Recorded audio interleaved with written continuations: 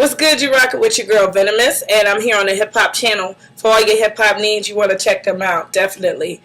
Big shout out to them for this interview, and thank you so much for tuning in. Let's get started. So, okay, I got my name. I've been rapping a long time. I've been rapping since I was probably like 8 or 9 years old, and I never really had a name. Like, I was just doing it for fun. I didn't care. I was like, whatever. Like, who needs a name? So then when I got to high school, I started getting in little battles and stuff in middle school. So I was like, okay, I do need a name. So my friends and people around me and people who got to know me would all call me, and these are people who don't know each other, would all call me Little Jada, like Jadakiss, Little Jada or Bertakiss, and because my birth name is, Roberta. But anyway, they would call me Little Jada or Bertakiss or all these little plays off of Jadakiss. And for me, I was happy because I liked Jada, but I was like, hey, stay that forever. Like, at some point, I have to have a name. So we had a friend of mine. We used to get these snap contests. His name is Cray, and Cray and I was sitting on the phone, and we was like arguing back and forth, play fighting. And I got mad, and I just took it to another level. I was serious about it or whatever, and he was like, chill, B, why you gotta be so venomous all the time? Why you always mad? Like, you always so venomous. And so I was like, I kind of like that. So I took it and I ran with it, and I went back, and at the time I really didn't have a lot written. So on my old raps, I went back and took out Bertakiss and took out Kiss and all that stuff and put in Venomiss, and it worked. So I stuck with it. But people always seem to like it, so I just kept it. So big shout out to Cray for giving me a name, because if it weren't for him, I wouldn't have a name. Because I cared more about the writing than I did the name. I just like doing the music. Ambitious is the first word. No matter what I touch, no matter what I'm doing, I do it from the heart. I do it because I want to get to the next level. I do it because I take pride in what I'm doing. I do it because I just see the end result in my vision. So for me, ambitious is a good word. I'll say genuine, because pretty much what you see is what you get in terms of personality. I'm not pretending to be somebody I'm not, and I'm not trying to convince people that I'm just me. Like, I'm cool. I'm a cool chick. I'm a chick that can stand out on the corner with the dudes and get along with them. But I'm the chick that could go to the library and read a book too. I'm the chick that will go to college and get a degree. But I'm also the chick that their family might have did some crazy stuff and she might be trying to keep them out of it. I'm just a good chick. Like, that's just me. I'm not sitting here. I'm not pretending to be a tomboy. I mean, I'm a little tomboyish, but I'm not pretending to be anything more than what I am. What you see with my personality is what you get. I am who I am. I am genuinely me. And I'm fine with that. I don't want to be more than who I am. I am who I am. So we said ambitious. We said genuine. And the last thing I want to say is talented. And I don't say that to toot my own horn. I say that because I just like being creative. I love creating, whether it's music or whether it's writing articles for blogs, whether it's just writing stories. I like being creative. I like thinking outside the box. I like thinking ahead and doing creative things. I mean, I like arts and crafts projects. I just like doing stuff. Like, that's just me. Like, anything where I can use that side of my brain, I love it. Like, what influences me to do what I do is just life experiences, things I've been through in my life, things I've seen, good and bad, thoughts I have when I'm doing things may come up.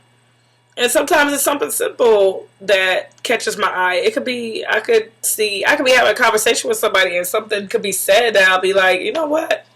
That is so true. Like, and I just try to find experiences from different places, because not all experiences are gonna come from the same place. When I first was rapping, I was very angry. All my raps were very angry. I was like the battle rapper, because I had been through so many things, and I was just going through some stuff. So that was how I talked. That was how I put it out there. So, and I don't regret that, because at the same time, that tells me I could be creative, but I could still hold myself and hold my own ground lyrically. So I don't regret it. It definitely taught me a lot of things. However, as I'm growing, I've learned to be more creative. So I say just being creative motivates me. Life motivates me. Past experiences. Okay, so the next question is, what would you say your greatest achievement is so far? Being here with you guys is my greatest achievement. I love that people are respecting the music and liking it. I'm so happy that people are listening to it and receiving it. I've had some success before with other songs, like my old music back. I had a lot of music up, and when I took a break, I decided to delete everything, and that was a dumb idea. I don't know why I did that. I'm sorry, y'all. I shouldn't have did that. I am still kicking myself, and I had a lot of the stuff that I deleted had like 20 to 40,000 plays, and that was an accomplishment. But to me, right now, I'm just happy that people want to hear it, and I'm happy that people are checking it out. I'm happy at the feedback I'm getting. I'm happy at the people I'm talking to, like talking to people back and forth about music and getting hip hop debates. I like all that. I say my biggest achievement would be the blog writing. Like, for me, that's a big deal for me, to be able to still do the writing. And the thing I like about the writing and writing for these magazines and these blogs and stuff is I get to get out there and still be involved in the music the way I want to be involved. I still get to know artists the way I want to get to know them. But then now I could go back and be like, yo, you guys need to check this and this out, because it's dope. And I like that. I have a good ear for music, so I enjoy bringing you guys something different every time. And I enjoy just being out there in the scene. Like, that's just what I like. All right. Where were your thoughts while writing They Want? They Want came from, like I said, I had taken a hiatus from music. Had some stuff change in my life. I had some things going on. I had taken a few years off. And, it was right at that point where I could have got a deal. Things are all coming together. People are noticing my music, and I kind of just had to take a step back and put my hands up, because I was too young to process what was going on around me. It was too much going on. It was too many underhandedness. It's too much going on in front of me for a 19-year-old girl that I couldn't put my mind in. So by the time I was 22, 23, I stopped. Again, don't regret it, because there's a lot of things I learned behind the scenes that enabled me to get a lot of stuff done now. So anyway, I knew I was coming back to music. I sat down with my producer, Clip Smoke, and he gave me a couple beats, and I said, you know what? And it's funny, because that beat in particular was not the one I wrote to first. I wrote to probably about 5 or 6 of his beats first, and I kept putting that one off. I was putting it off, like, nah, I like the beat, but nah, I don't know, nah. And then I just got up and I basically wrote it, and I was like, yo, this is pretty tough. Like, okay, if you're gonna make a comeback and you go come back and you haven't worked on music at some time, and you're trying to get your name back out there, this is probably the best way to do it. So it just came out that way. It came out basically as me saying, no, I'm still here. Don't get it twisted. So that's why I enjoy doing that one, because I don't normally rap that fast, but on this album, the one I'm working on now, I have been experimenting with flows and rapping fast, and just making sure that I'm doing a little bit of everything this time around. So I like this question because I'm gonna be honest. The current states of hip hop is growing. Okay, just like with rock, you have subgenres of rock. It's not all rock and roll. You have rock and roll. You got metal. You got heavy metal. You got whatever else, contemporary rock, and all these different genres. Well, hip hop is going through the same thing. Now you have the hip hop, the real hip hop, and then you have this more pop turn up generation of music that is more playful. It's more pop, but it still has elements of hip hop in it. It's one of the biggest elements of hip hop. Hip hop is not just about MCing, and that's what people fail to realize. Hip hop is also about dance, and a lot of the stuff that come out now has dances associated with it. So that being said, I can't say it's not hip hop, because guess what? It still has dances, and it's inspiring dances. It's inspiring cultural things. It's inspiring fashion. So I can't say it's not hip hop, but it's not the same type of hip hop we are used to. It's evolving. It's becoming something else, and I think eventually what's going to happen is you'll develop a new genre, because you're going to have your hip hop, and then you're going to have the contemporary hip hop, which is more pop music.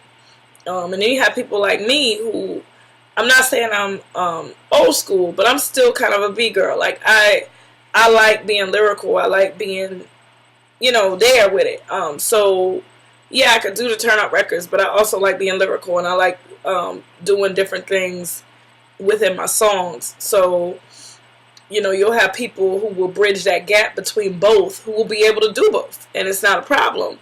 I mean, you think about it, you have some, like you look at Usher. Usher does start out doing straight R&B, and then now he's more pop, and he can go back and forth between both. So why won't you have rappers that will be going between both? That's just how I see it. We're in the middle of an evolution, and there's going to be growing pains. That just is what it is. That comes with evolving. Evolving means that you step out of your comfort zone and new things happen. So that being said, hip-hop is evolving. There's going to be some things that will come. There'll be some things that go. There'll be some things that stay. But hip-hop is definitely becoming something different than what we grew up listening to. And in a few years, like I said, there'll be all these spinoffs. So, and they tried it in the 90s. You had the horrorcore, which was like the Grave Diggers. You had hip-hop and rock combinations. But I think now, this day and age, it's just so much more accepted to be more than just hip-hop. You have the hip-hop, which people refer to it like Lil Mama and things like that. But don't get it twisted. Lil Mama is lyrical as hell. So that being said, it's nothing wrong with trying new things, and it's nothing wrong with branching out and being in different places. We just need to get it together with us as a culture, so where we're not dissing everybody that's different. We need to embrace everybody being different. Let everybody be who they're gonna be and put out what they're gonna put out, because somebody somewhere is gonna rock with it. And that's the thing I feel that hip hop is missing. In the 90s, you put out what you were doing, and people rocked with it because it was you. You didn't have to be something else because that's what the label told you, so to speak. In some ways you did, but you have more individuality, and that's what I want to see come back. I want the individuality to make a comeback. Females always get put in a box, okay? You're either the sexy female, or you're the tomboy female, or you're the one that, they just always put us in a box. Like, it's always something like, oh, what kind of female? I remember when I first started rapping, the question I would get asked all the time is like, okay, but who do you rap like? Do you rap like Lil Kim, or do you rap more like MC Lyte? What? Like, what? Like, I never got that. Like, why do I have to rap like another female out? Why can't I rap like me? So then you would get the question like, oh, well, people just trying to put you in a box. Like, okay, well, you sound, or maybe you sound like this person, or maybe that person sounds like you. No, why can't we just Why can't we be who we are? And I think what I bring to the table is I'm who I am. I don't give a damn. You don't like it all, well, but I'm who I am. And I use experiences I've been through. I've been the chick in the car with the hustler. You know what I mean? I've been the chick being lookout. I've been the chick, you know, being places I just don't have no business being. I've been the chick, you know, running from the cops. And I've been the chick that went to college. And I didn't graduate, but I went to college. So I have a unique life. I didn't do one thing. I did a whole bunch of things. And, you know, I look at that as who I am in hip-hop, because I don't want to be able to just bring one thing to the table. I want to be able to bring a bunch of things. I want to sit back and write a song like, yes, girl, you know, I know what you've been through. Your man cheated on you, and that crap pisses me off. Like, you know, let's write a song about how that pisses you off. Like, that's just me. I want to be able to be different and stand out and just be able to bring something different to the table. You know, back in the day, you had the MC Lights, you had the Yo-Yos, you had the Queen Latifahs, you had the Salt and Peppers.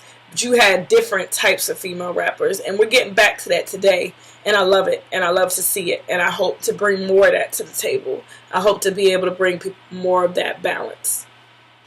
Well, I got the video for They Want in the works now. I've just met with my director Ty. We're working on that. We're working on a video for Clap.